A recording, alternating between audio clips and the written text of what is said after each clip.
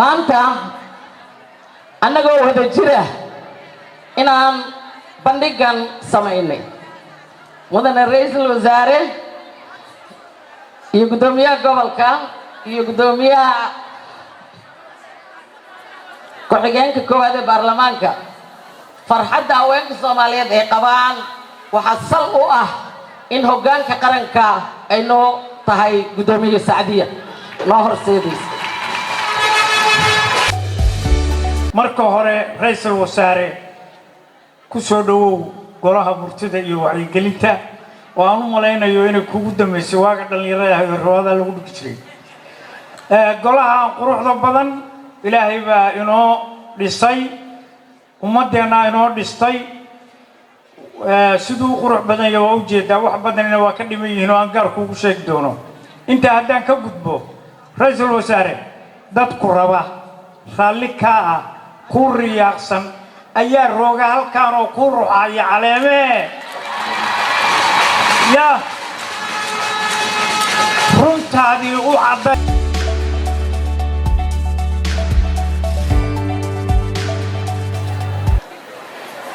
maantay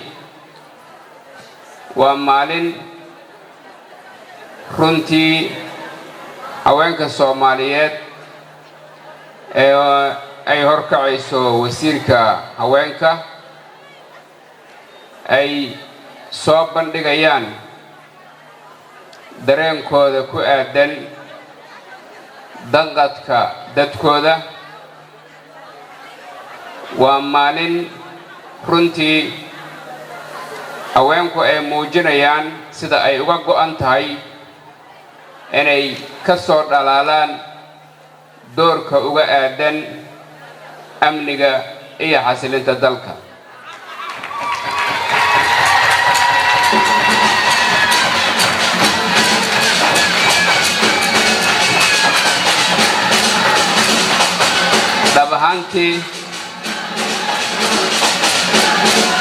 dhab ahaantii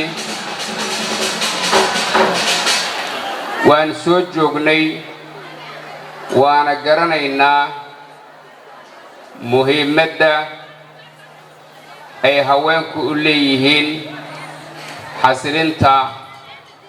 amniga dalka marka xaaladdu ay dhab joogto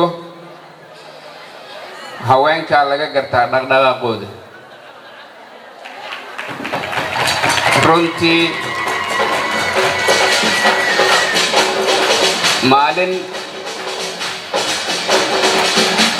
maalin ay haweenku kici lahaayeen oo dhimanna ma jirto waxaan mar labaad iyo mar saddexaad u mahadcelinayaa maamulkan quruxda badan iyo inta soo abaabushay wasiiradda ugu horeyso hawshii faraha badnayd ee aad dareemayseen intii meeshaan taagnayd ee ka soo qayb qaadatay ayaan mar labaad iyo mar saddexaad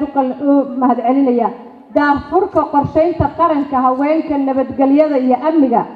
qaraarkiisuna yahay 1325 oo ah muhiimad aad iyo aad u ballaaran ani waxaan aad ugu faraxsanahay oo aan ilaahay uga mahadcelinayaa inaan ka noqday qayb maanta waxaan rabaa in yar inaan taabto haweenka Soomaaliyeed marka la xasuusto anigoo runtii ku eedeynaya ragga Soomaaliyeed sidoo gudoomiyaha iyaga noo qiray oo yiri burburkii iyo dhibaatadii gabdhaha kama qayb ahayn waa run kama aanu qayb ahayn laakiin waxaynu qayb ka ahayn in dhibaatooyinkii ahaa asay aan qaadnay awlaadiinena aan weynay ilaa iyo haddana aynu u jeedno waxa la gubayo iyo waxa la baabiinayo carruurteena ay tahay waxa nasiib darro ah Soomaaliya iyadoo 60kii xorowday ragga Soomaaliyeed hadda gadaal u fiirsan inta professor ku jirta inta gees qaran oo aynu xusno ku jirta haddana maanta inaynu taaganahay 2022 wali in ciyaalkeena la gubayo waxaan rabaa aniga inaan ka bilaabo waa tuma gabadha Soomaaliyeed waa tuma waa la hadlaa adduunka waxbaa la qoraa wax badan baa laga sheegaa laakiin waxaa la ogyahay gabadha Soomaaliyeed sidii ibnu batuuta uu sheegay inay yihiin gabadha ay tahay gabadha caalamka ugu quruxda badan waa marka koowaad horta